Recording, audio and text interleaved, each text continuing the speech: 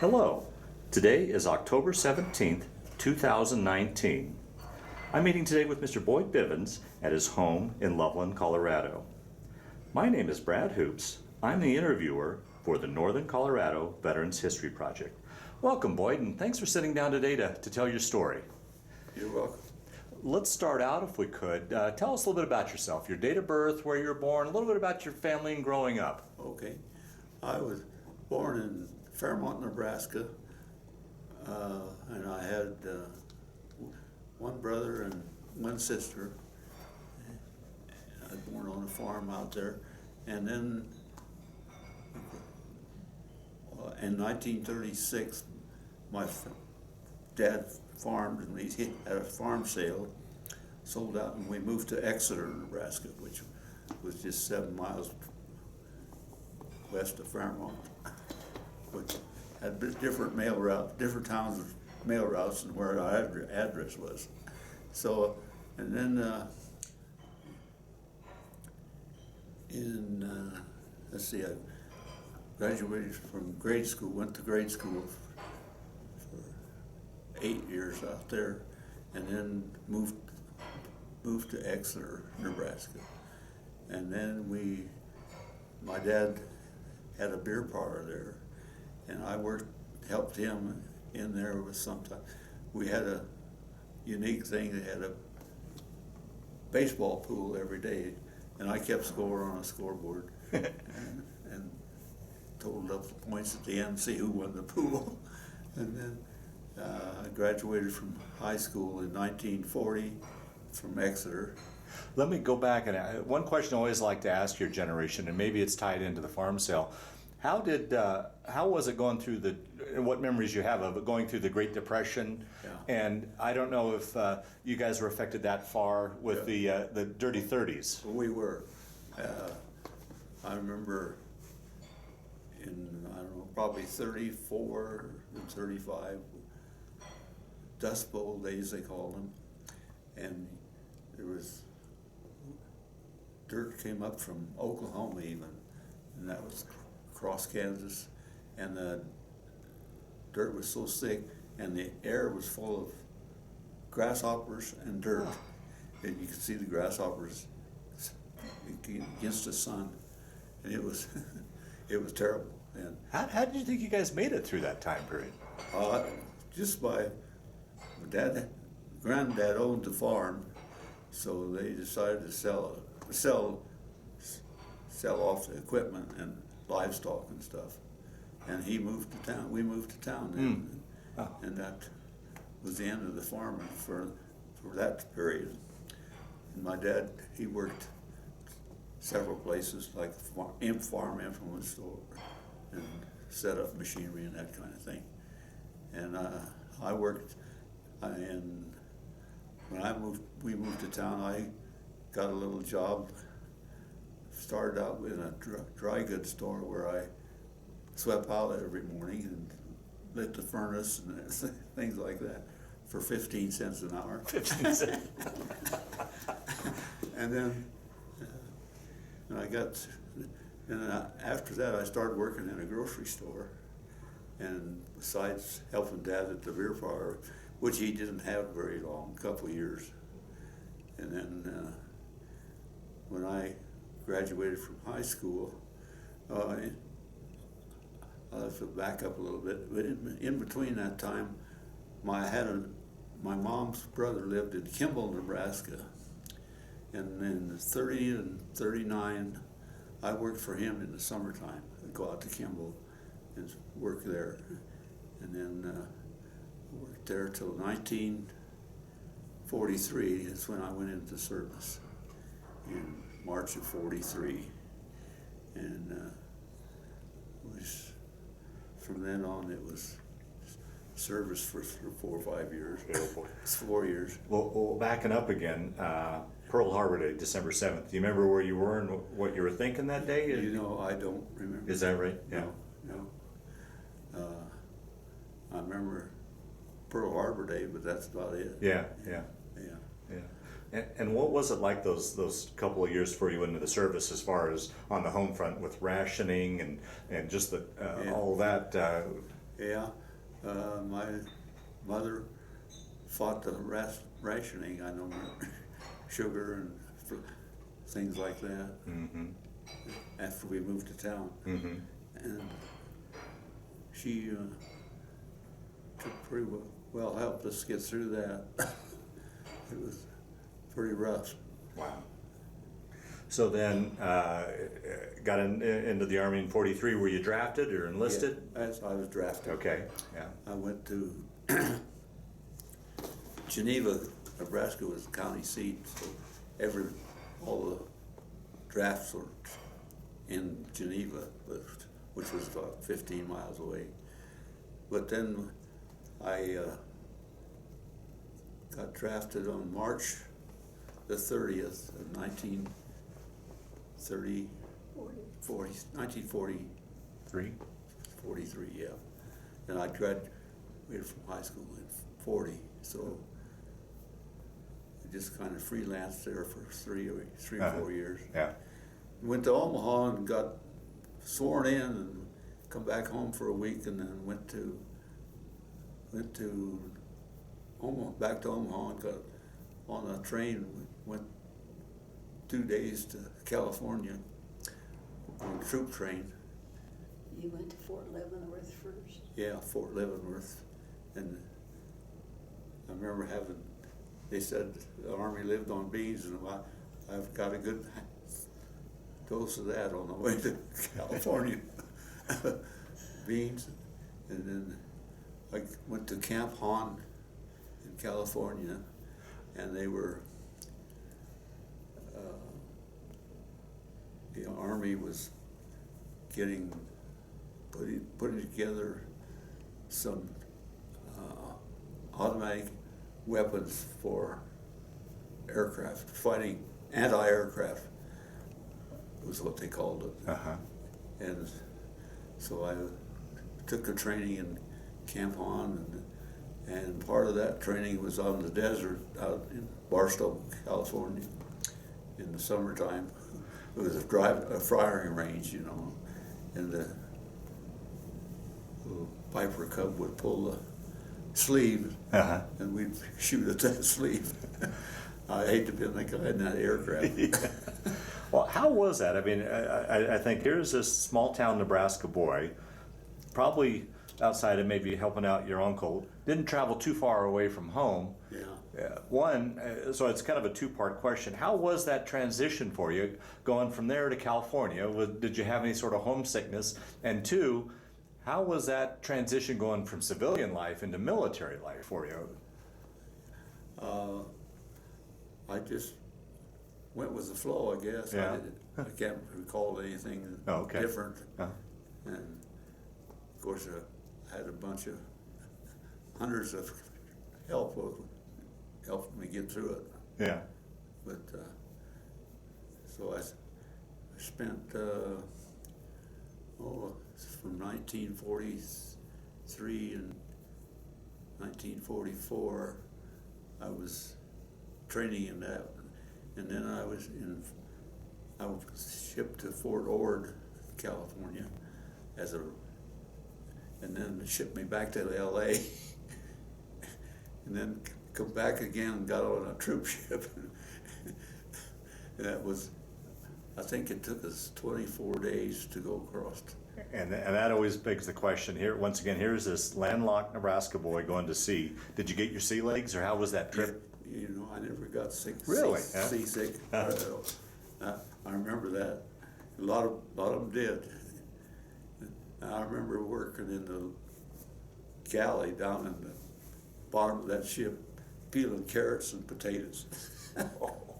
And it was quite a journey. They zigzagged every so often to avoid the subs, right? Submarines. Oh. Yeah. And I was on guard duty one night, and suddenly the sky just lit up, just like it was on fire or something. But it was a flare from an American plane trying to find our identity out. Wow. Because they could see the wakes with moonlight or with light from the sky. That was quite a trip. Did they give you any idea where you're heading? No, Wow. no. Oh, jeez. We landed at on New Guinea,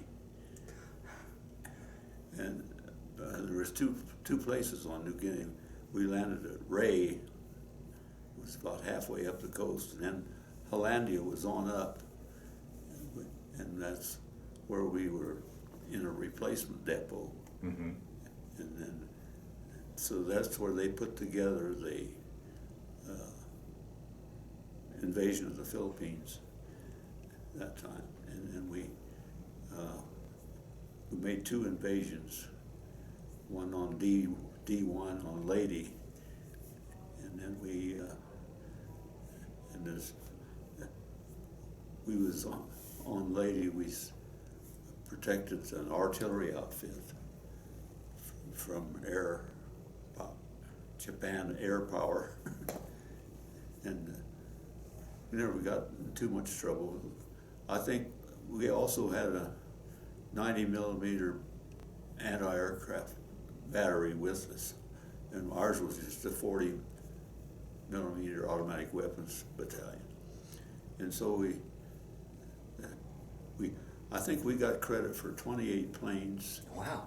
From the batteries, all that, and 90 millimeter anti-aircraft battery. We got credit for 28 planes. And so then that was on Lady. We stayed there, I don't know how long, till October of 44. And then we made a bypass and went up on the west side of Luzon and made another landing. But there was no opposition there, so we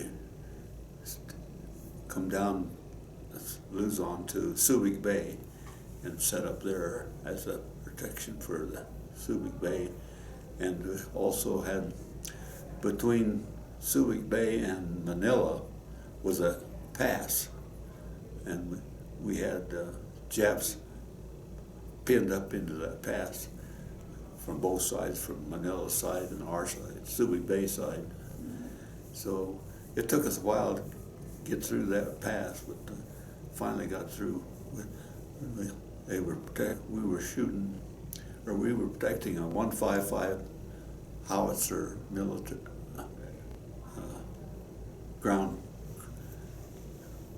I used to call them ground howitzers or something. Mm-hmm. Right. Yeah, but it was, and then from there, Subic Bay, we went to, well, we set up on Subic Bay for quite a while. I can't remember how long. In fact, I was there when the war was over. Oh, wow. We sat there all that time. And the Subic Bay was quite a well-known seaport before the war and everything else. Mm-hmm. So we had a lot of naval people come in there too. Your landing strip on the beach? Oh yeah, first we was on D1. We set up on the shore, Lingay Gulf. There's a book out called The Battle of Lady Gulf. I read that too. But then they shot down, the Japs shot down aircraft carriers that had fighter planes on them. Well, they had to come in there and land in the beach in the right. sand. So it didn't take them long to get, they laid down steel mats to get a landing strip on that beach. And so we stayed there till they made another landing. We made that landing on Subic Bay. And I stayed there till the war was ended. Till I keep going back to this small town Nebraska boy. Now you're halfway around the world in New Guinea and Philippines. Yeah. That must have been like landing on Mars. I can't imagine what that was like. it was dirty. Philippines was dirty, muddy, and they had a lot of rain there, but I think I told you, my mother kept every letter I sent Oh, wow. back, and we got them compiled and put together. Oh, nice, very nice.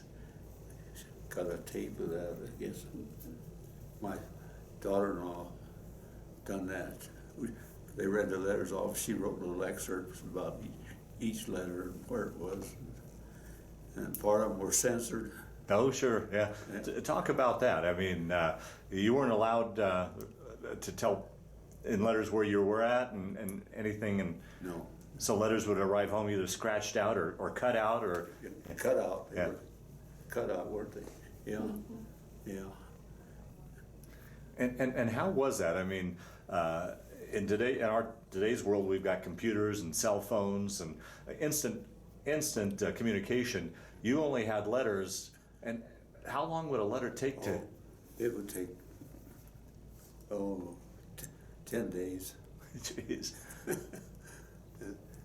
And I tried to write. I must have wrote 50 up, didn't I? They all started, well, I thought I'd better write. Like I don't have anything to say. Yeah.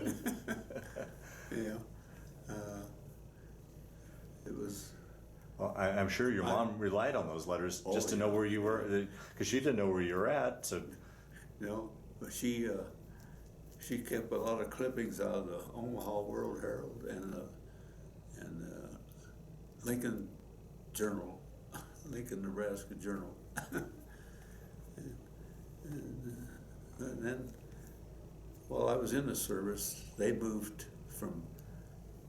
During the war, they worked at Rapid City Air Base, helping the war effort, and then after that, they moved to Kimball, Nebraska, and finally down south of Bushnell, Nebraska, into Colorado, and started farming wheat. And when I came home from the service, my brother too, we both wheat farmed 24 miles south of Bushnell, Nebraska, and 24 miles east of Grover, 24 miles north of New Raymer. oh, jeez, out in the middle of nowhere. It was a lot different than the jungle. Yeah, well, that's what I was saying earlier. Here's this landlocked boy. I mean, we have a pretty dry climate here, and you're in the jungles and the rain. Yeah. Did the climate affect you at all? Easy to get along with or? I got along pretty good. I had yellow jaundice. No, did you? Oh, boy. In New Guinea, right after we got there, before we made the invasion into the Philippines, I had a batch of yellow jaundice, and they put me off from the camp about a block or so, in a tent all by myself. Oh, you're kidding. Oh, jeez. Isolated. Well, talk a little bit about that. What were living conditions like for you as far as sleeping conditions, food? What was life like? Well, we had a lot of what they call sea rations. Yeah. And when we was up on the front, of course. And then we, let's see, after I was got on the island, New Guinea, it was kind of slow, you know. We wouldn't do much because we was in a replacement battalion, and then that's where they were getting ready for the invasion of the Philippines,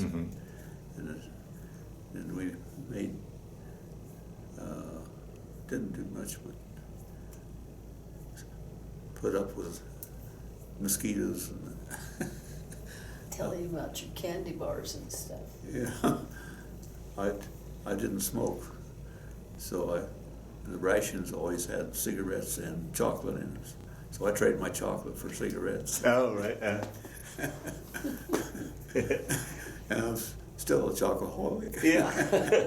And how does it cool your beer? Yeah. We take a can of gasoline and let it drip on the, put a little hole in it, let it drip on the can, and the evaporation would cool a beer. Oh, really? Oh, interesting. Yeah. Nice. I cooled a lot of beer I never drank. And I'm assuming set in tents. What were? Yeah. We had, we set up in Subic, I guess it wasn't Subic Bay, inland a little bit, guarding a pontoon bridge and an artillery outfit. And then we set up a tent, a big tent, with cots in it. And then on the side was a foxhole. You just roll out of bed into that foxhole. Jeez. if it got too rough. But I don't remember ever having to do that. So, and then we could see from there. We saw lots of bombers flying out of Guam to bomb Oh, wow. Japan. Yeah. Hundreds of them. Oh, that must have been a sight. Oh, it was. Yeah. And another thing that we had problem with in a camp like that was water buffalo. Yeah. We set up perimeter wire, and then you could hear those buffalo go through them at night.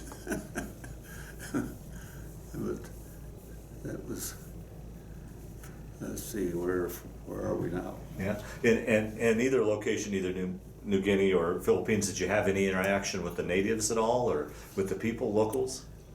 Yeah, a little bit, but not much. Yeah. Yeah, they would do our laundry, or some of the natives would.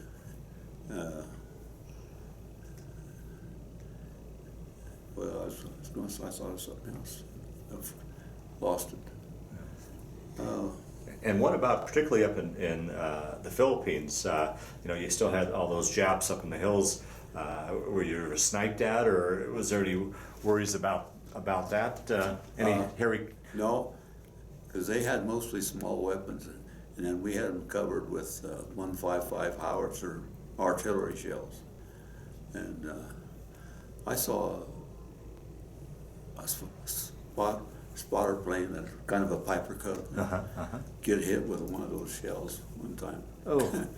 Just puff of black smoke, and that was it. Oh, wow. Wow. Yeah, just dumb luck, you know. Yeah, yeah. Yeah. In one of those letters that he had that was printed from someone sending a letter home to his wife, said that there were some of their airplanes came over, and there was a Zero following with them, and he did bomb their camp. Oh, really? Oh, wow. They strafed the beach after we landed on it. I stood there and watched him strafe, and I looked around there. I was the only one standing up. But he was going horizontal to where I was standing, so. Jeez. And the Air Corps took care of the Japanese Air Force pretty good. Yeah. And by that time, they were very missing in strafing us or bombing us. What was your position on the artillery team? What? Well, it was automatic weapons artillery, and we had little director boxes on each gun. One side set the altitude, Oh, okay. and the other side set the horizontal, and the guy in the middle was keeping the crosshairs on the nose of the plane. Well, this director box built in the lead had to be fired shells. And it had a 7-clip shell that we had to feed by hand, the gun. And that was pretty hot sometimes, you know. And I remember when we was protecting that airstrip on the beach, and our planes were supposed to come across the crossways if they wanted to land. Well, here come a P-47 Thunderbird. He didn't know what the rules were or something, but we opened fire on him. Oh no. Our own plane. Oh boy. With a 50 caliber, four quad 50 we called it, on the trailer. Did it take him down, or did you? No, Huh? I remember that. Don't remember Yeah. yet. I think he got out of the way in a hurry. Yeah. So you were there at Subic Bay when the war ended. Yeah. What did you think about when you heard these big bombs had been dropped? Did you have any idea or comprehension of what was going on there? Or what? No. Yeah. You know, I was reading about that a while back. The one landed, Japs sent balloons. Oh yeah. And it landed at Timnath. Uh huh. Did you hear to see that? Oh yeah, I wrote the article. Yeah. Oh, you Yeah. did? Yeah. And I imagine there must have been just a huge celebration when you heard the war was over and. Yeah. We didn't have much way of celebration. I don't think we had a beer even. I don't remember that. I got promoted after the war to buck sergeant and became a battery clerk for a battery. Had to keep track of the roster and whether they were sick or went to the infirmary or something. Now, prior to us dropping the bombs, there was the plan to invade Japan, the island. Yeah. Do you have any idea where you guys played into that at all? Did they ever discuss No. what? Had you? No, Okay. we never.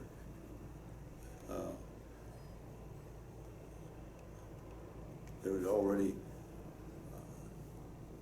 Guam was already established, which was a lot closer to Japan than the Philippines were, and that's where they based most of the bombers. You see them going over by the hundreds. Oh, I can't imagine. Oh, I can't imagine looking down in Subic Bay and seeing all the Navy ships. I imagine that was a sight as well. Yeah. Yeah. Yeah. Yeah. Then roughly how much longer were you there in the Philippines after the war ended, before you had enough points to come home? See, the war was over in August of '45. I stayed there till December of '45. Really? Yeah, that long? Yeah. Yeah. There was the points, how they were figured out. I don't know by your length of time or whether you enlisted or drafted. That was.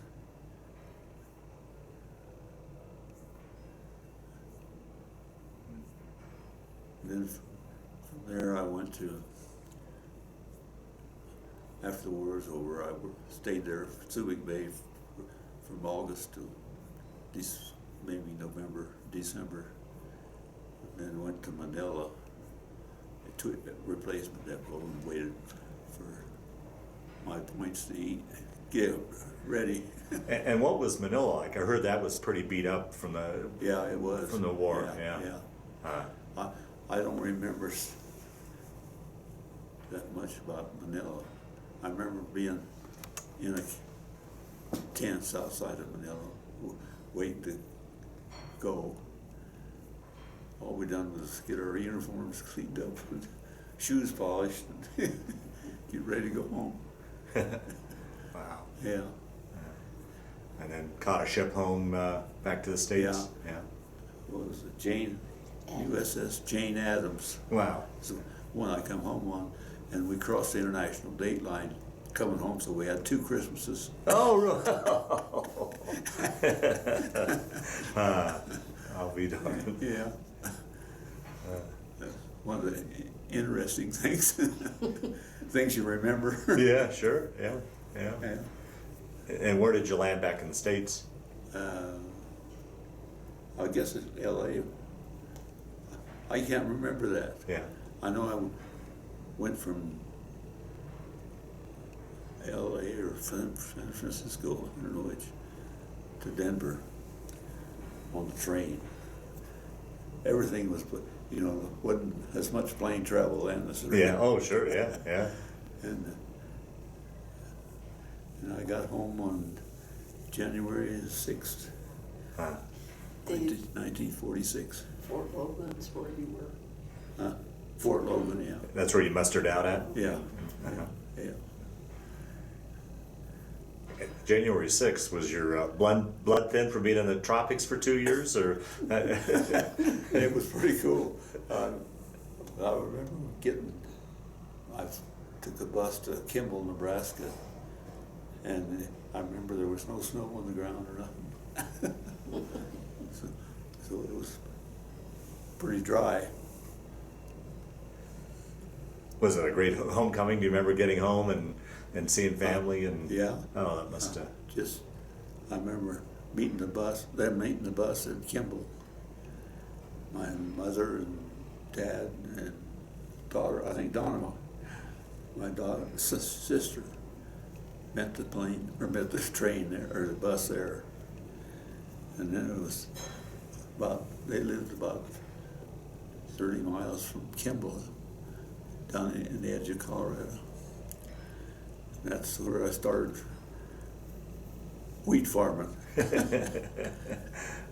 That's about it for the war. How was kind of a reverse question of that that I asked earlier? Now, after being in the Army and overseas and everything you experienced, how was that adjustment for you now, going from everything you just went through back to civilian life? Was that much of a change to get used to again, being back in civilization, really? Yeah. It wasn't, I can't remember being too much of a change for me. Of course, I'm a pretty easygoing guy. Yeah. So I never got too excited. Do you think your folks saw a different you come home than left? Do you think they'd seen a change in you at all, or? I don't know of any. Yeah.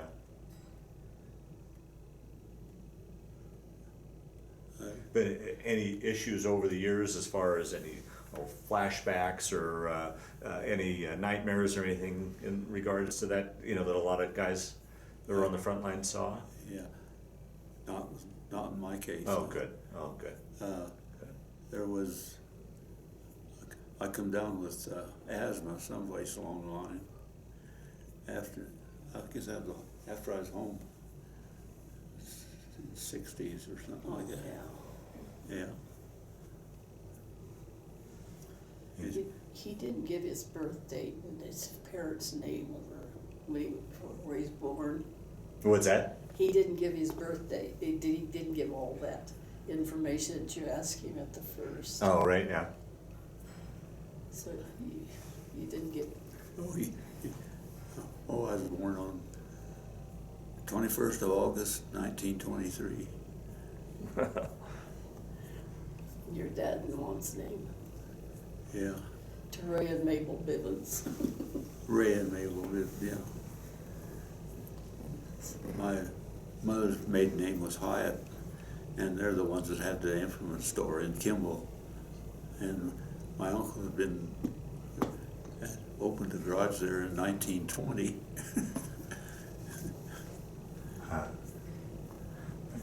So you're back home now. Did you take some time off, or did you just go right at it into farming, or? Yeah, of course it was January. Yeah. We had to take it pretty easy till April, May. Yeah. Yeah. We farmed 1,100 acres of wheat. Wow. At that time, and then it got dried out eventually in 57. Oh, yeah. We moved to Grover, Colorado, and I run a meat locker plant and butchered meat processing and storage lockers. which were pretty popular at that time because nobody had, we never got electricity till 47. Wow. So we was doing it the hard way even after I got out of the service. Yeah. You know. It hadn't changed much as far as the farming is concerned. But my brother and I and Dad farmed together till 57, I think it was, when we moved to Grover, Colorado. And then that's when we run this locker plant for about 6 or 7 years. And then we added some more work. Got a grocery store along with it. Oh, really? Oh, geez. And that's where she became the best meat wrapper there ever was. Well, we need to back up and talk about how you two met and how you wooed her and that whole story. Well, that comes up quite often now since we've been married 71 years.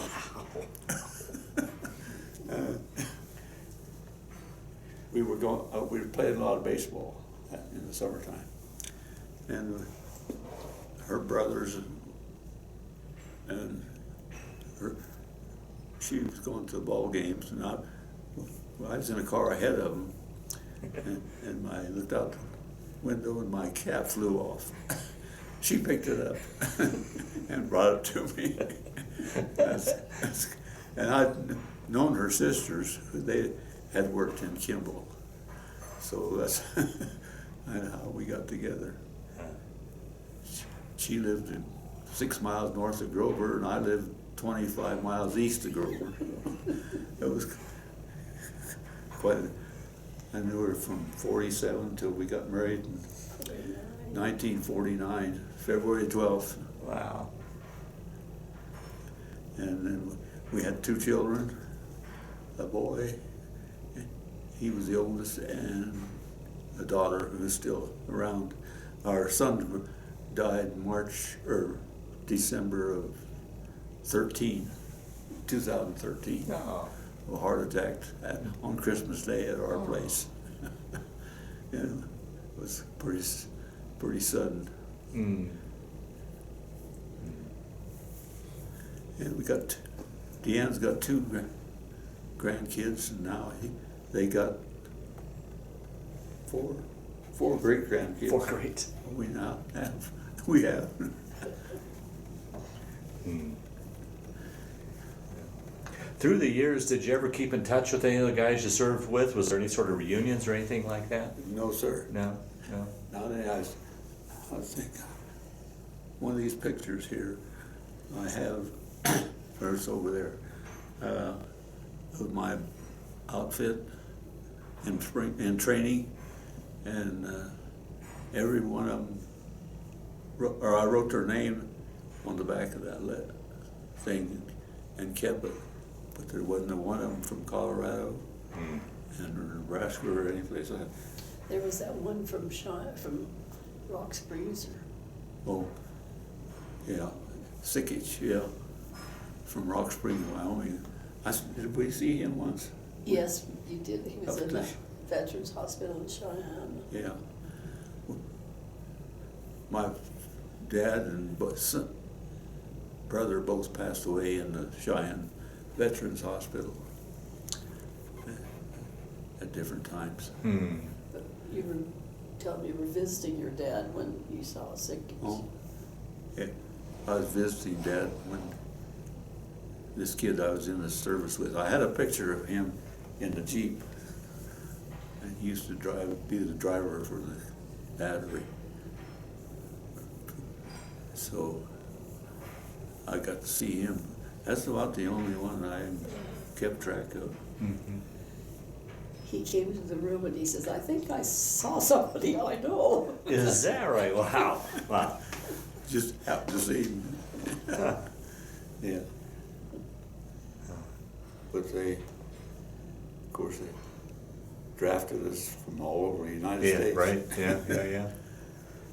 And how did, I guess I didn't ask earlier, how did you end up in the artillery? Is that something you volunteered for, or they just said you're in the, or tested for, or how did? They were forming new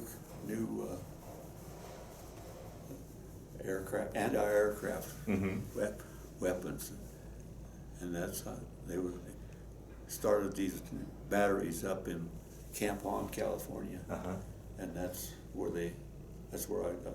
They threw me in there. You just threw it, yeah. So randomly, you just got. I think a little bit on IQ. You know, like we had to learn these directors and how to service them and everything. When they set up out in the field, they countersunk those guns down left. The platform where it stood on was level with the ground because they had to hand feed the shells. But that's about the only ones I remember. Tell him about the rifle when you dropped the rifle. Oh, I was having an inspection, and the captain come along or something.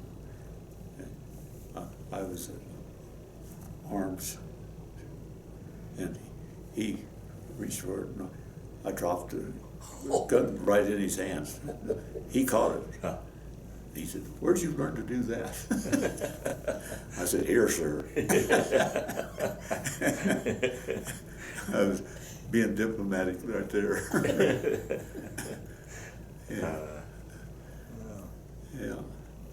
Did you get a weekend pass or something for doing that? Yeah. 3 weekend pass in San Bernardino, California. Camp Pond and Barstow was the firing range. We was out there quite a while in pup tents and In the middle of the scorpions. And oh, jeez. we had sleeping bags, but you laid them out on a mesquite bush every morning and shook them well before you put them down again to lay on the hard old ground. Yeah. Played poker in the pup tents every night by candlelight. What would you guys do for entertainment when you were overseas? I don't know if anything. Any USO shows ever come through or anything like that? Yeah, they had some, but I don't remember ever going to one. Oh, is that right? Yeah. Mostly infantry and places like that got to have those. But I went to a USO show in LA one time. Yeah. After I was there. Oh, I saw Kay Kaiser and his band. Wow. Yeah. Did you ever run into anybody you knew from home in your time overseas? I met a kid that I graduated with out there, and we spent a weekend together. And then he was, I don't think he lasted the end of the war. Oh, wow. I don't know what happened to him. And you said your brother was serving at the same time you were as well? Yeah. Wow. In the Navy. And he was in the Pacific too. He was on Tarawa, became a naval depot, and I think he was there quite a while. He was quite a baseball catcher, and he got to catch with Early Wind. He used to be a pitcher for Cleveland Indians. He got to be catcher to him.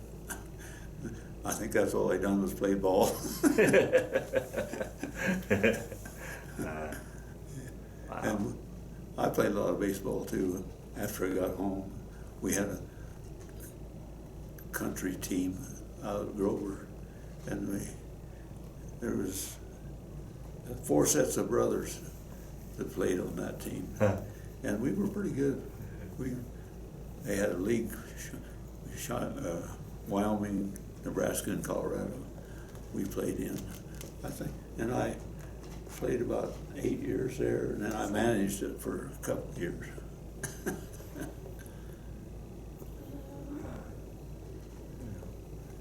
And she had a big family, 8 in her family, so we had lots of entertainment with them.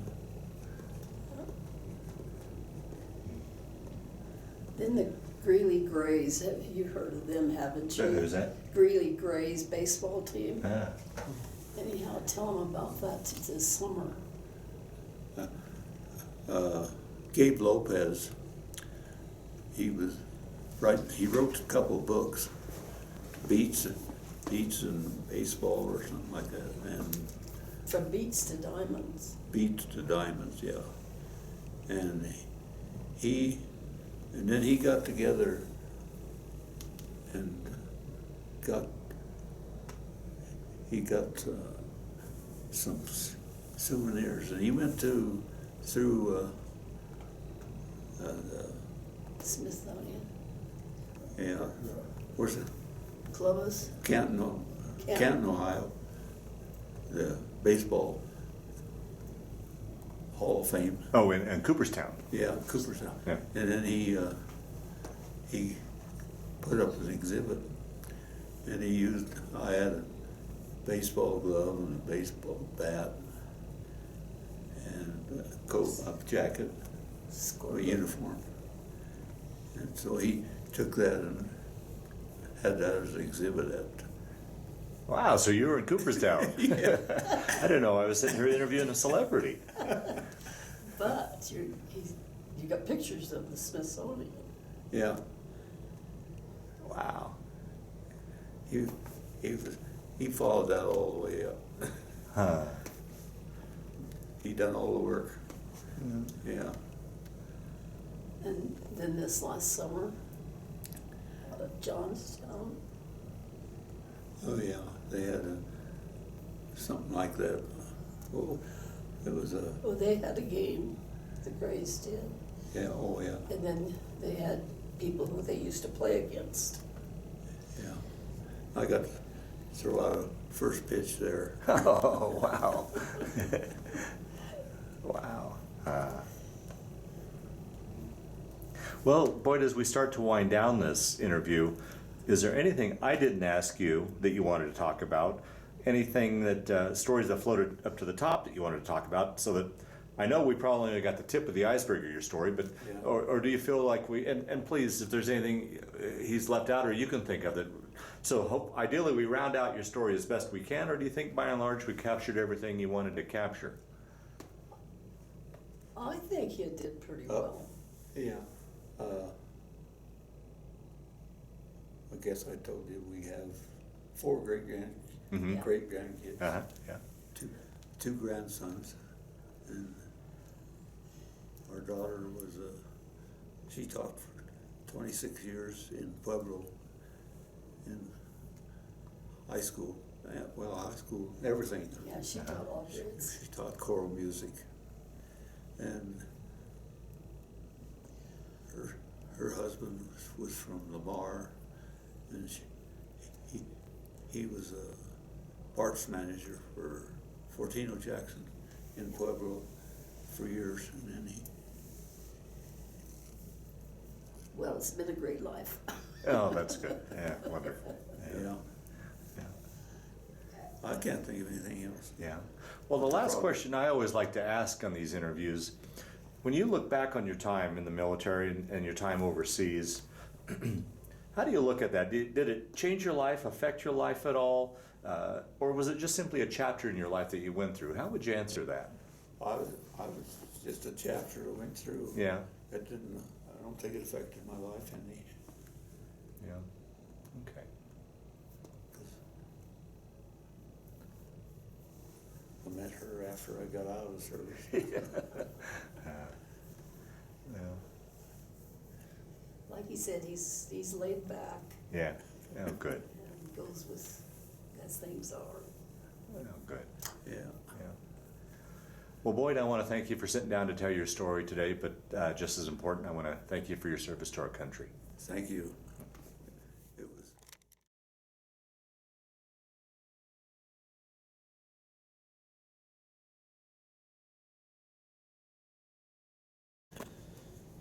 That's my dad, Raymond Nelson Bivens, and he was in 1917. He was in France in a supply train called truck supply train, and I had a picture of that somewhere. Did he ever talk much about his experiences at all? No, he didn't. Yeah.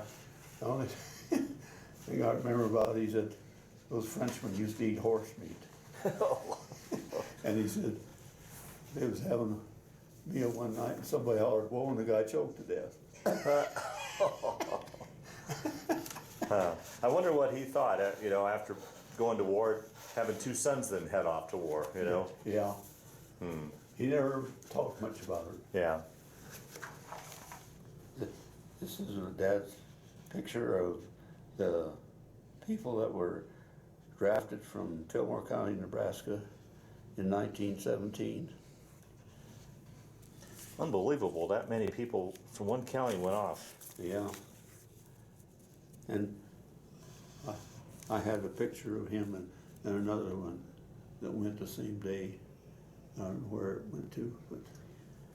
And he and your dad was Right there. right there? Uh-huh. Go in and zoom in on that.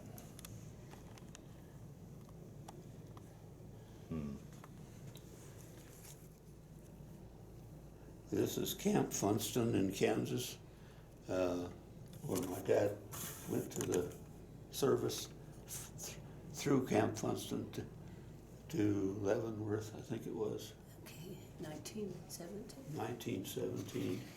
Wow. Can you just move a little, let's see, we can move it a little bit later on. This is my dad's discharge papers from 1917.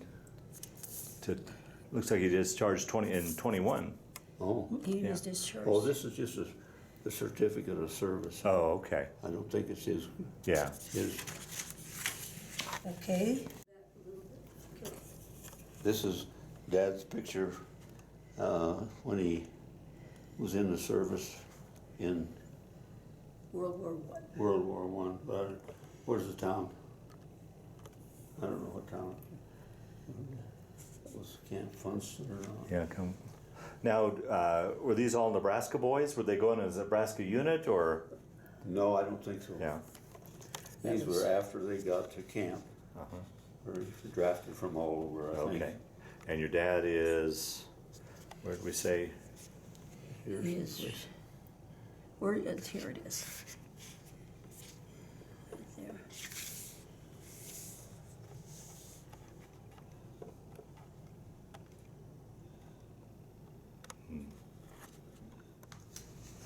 That's my graduation picture from Exeter High School in 1940. How big was your class? Do you remember? 34. 34, yeah? And one of them was killed in action. Yeah, Oh, boy. Wow. yeah. And then, I don't know, there's, can't be over 2 or 3 of us left. That's my picture. I was home on my first furlough from the Army, and I think that was probably October of 43. Yeah. Yeah. Okay. So, Boyd, this is your induction paper. It looks like you went in on, February of 43? Yes. Yeah. Or, I'm sorry, No. March of 43. Right. And how much time did you have between the time you were in? 1 week. 1 week. Yeah. Yeah. Wow. I was inducted in Omaha, and I went home for a week, and then I went back to Omaha to go to Leavenworth. Oh boy. Wow.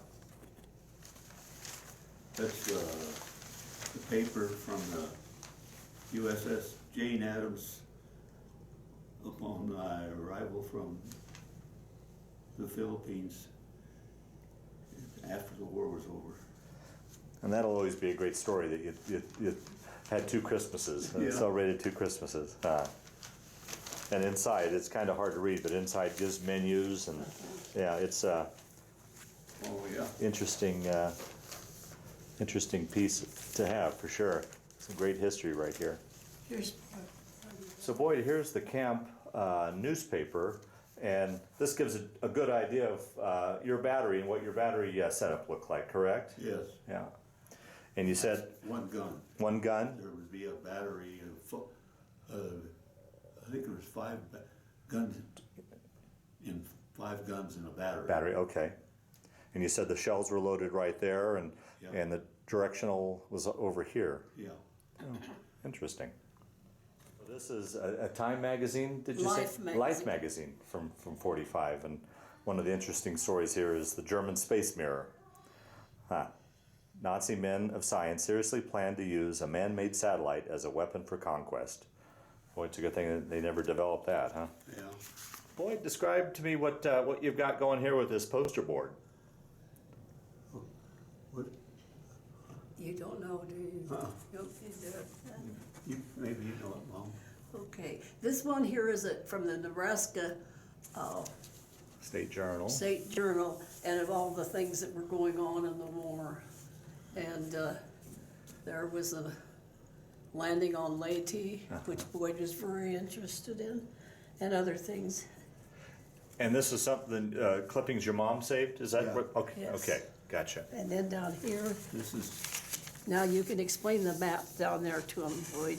the Philippines. Yeah.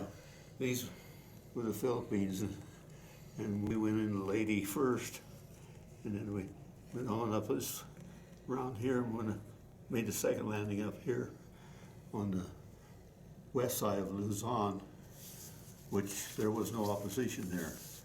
So we come down and set up at Subic Bay for the duration. And then here it shows a map of Japan and how far it was to the Alaskan line, border. And it was like, let me see, where did it say that? But anyhow, it gives all the different distances. Yeah.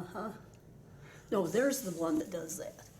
That's the one that tells you how far it is to the different spots in the area around Japan. So your mom had a general idea, well, she knew that you were at least in the Philippines, I'm assuming. Or, Yeah.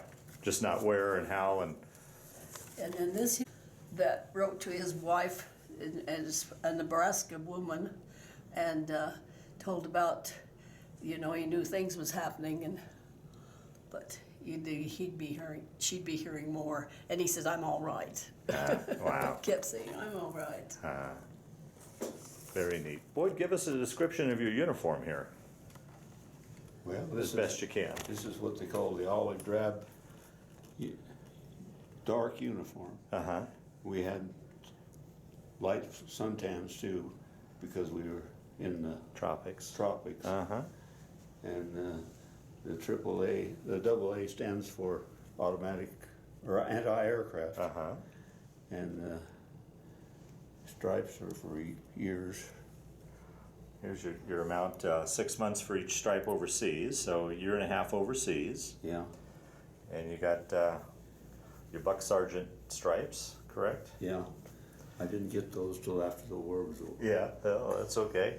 And then we'll have to look up this insignia. We aren't quite sure what this is. Okay. And then here's your ribbons with your battle stars on it. Here's your ruptured duck when you got discharged. This one? Uh-huh. Is that what that is? Called a ruptured duck. Uh-huh. Means you were discharged. Yeah. Yeah. Boy, it's in beautiful condition. Yeah. We didn't get to wear them much. Yeah, I imagine. Yeah, this is pretty thick wool to be wearing overseas or in the tropics. She had. Don't get them big enough now. Yeah. And then I guess that's probably part of his my Dog. serial number on there? 36 looks like. Oh.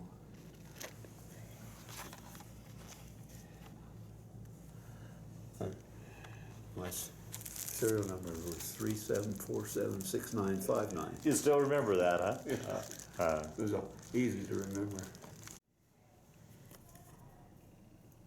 This is our wedding picture on the wedding day of February the 12th, 1949, Wow. at the Kimball Methodist Church, Kimball, Nebraska. It's our 50th anniversary, celebrated in Grover. No, at Eaton Country. Oh, the Eaton Country Club in what would that be, 99? 99, yeah. 1999. Our 60th wedding anniversary held at Paul and Luann's, 2009 then, huh? 2009. Yeah. And this is our 1970th, our 70th anniversary held at Sugar Valley Estates With all the family, huh? with all the family, Yeah. except Ron. He was gone. Yeah. All righty, Boyd, explain what you got all here. Okay. The flight or the blanket is from the Pam Vet's breakfast? Vest Breakfast magazine. Is published by Mr. Brad Hoops, and this picture is the statue is from Veterans honoring veterans. Veterans honoring veterans, and then this is a picture of those Of the ceremony that day. ceremony receiving the statues, wasn't it? Yeah. Yeah. And they're at the Pam Vet's breakfast, you bet. Yeah, And then your Pam Vet's name tag. yeah. Yeah. Now, Very good. These are my cap and pictures in the Greeley Tribune of the honor flight, which I attended, or I went on the first one out of Greeley in 2008. That's quite a trip, isn't it? Yeah. Yeah. Yeah. Now everybody's happy about that. Now, had you been back to see the memorial before that, or? Yeah, I had. Yeah. My kids took me back Okay. in just 2004, I think it was. Was that when the first one Yeah. opened? Yeah. Yeah. but this one was different. The Yeah. comrades and all Yeah. that. Oh, yeah. Absolutely. It's so That's Yeah. And I believe it opened the people's eyes, Have you seen that and one? I really think that was really a turnaround for our nation. I think you're right. I think you're absolutely right. That Korean one was something Oh else. boy, yeah. Wasn't it? Yeah. That was so Yeah. real. Yeah. Yeah. Okay. Very nice. This is a Lions Club cap that I've belonged to the Lions Club since 1975 in LaSalle, and I guess that's This it. year, This year they give me a lifetime membership. I'll be darned. Very nice. Yeah. This is a banner I got from, it was a parade in LaSalle Parade barbecue days. And then You were the Grand Marshal, or? not really. Yeah. I was, just a military. Oh, okay. I got to ride in a 1943 Ford Jeep, and they never started making them until 43. After they won the contract from Jeep, from Jeep, because they couldn't make them fast enough. This is a baseball and a Certificate. certificate I got at Johnstown in 1919. Just this last June. 1919, and the baseball was a ball I threw out as first pitch.